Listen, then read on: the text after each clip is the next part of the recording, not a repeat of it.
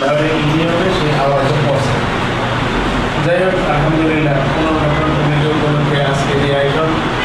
আমরা খুবই আশাবাদী যে বাংলাদেশ খেলাফত মজলিস একটা সময় জীর্ণশীর্ণ অবস্থায় ছিল, কেউ চিন্ত না। আলহামদুলিল্লাহ আমাদের মজলিস আল্লামা মামুনুল হক সাহেব এবং ওনারা গত কয়েকদিন আগেও দেখলাম যে বাংলাদেশ খেলাফত মজলিস ওলামায়ে কেরামের বাংলাদেশ খেলাফত মজলিস সহ সাধারণ যারা শিক্ষাই সহ সাধারণ মানুষ সহ ওনারা গরম কিরাত করে বাংলাদেশ খেলাফত মজলিসে অংশগ্রহণ করেছে। আমরা অনেকেই দেখছি, ঠিক না?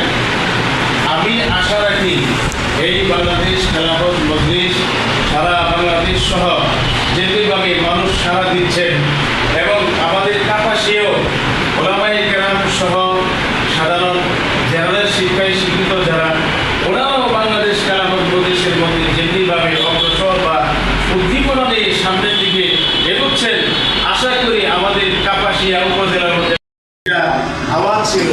আশা রাখি আগামী ভবিষ্যতে এই নতুন কমিটির মাধ্যমে সেই আওয়াজ দূর থেকে দূর হবে, উচ্চ থেকে উচ্চ হবে, সেটার পরিচালনা হবে। আলহামদুলিল্লাহ খুবই ভালো, এতটুকু আশা রাখি।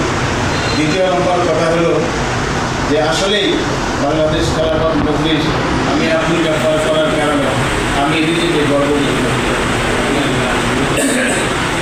এজন্য করি যে বাংলাদেশ খেলাফত মজলিস এটা যিনি প্রতিষ্ঠা করেছিলেন তিনি সাধারণ কোনো মানুষ নন, তিনি সাধারণ কোনো আলেমও ছিলেন।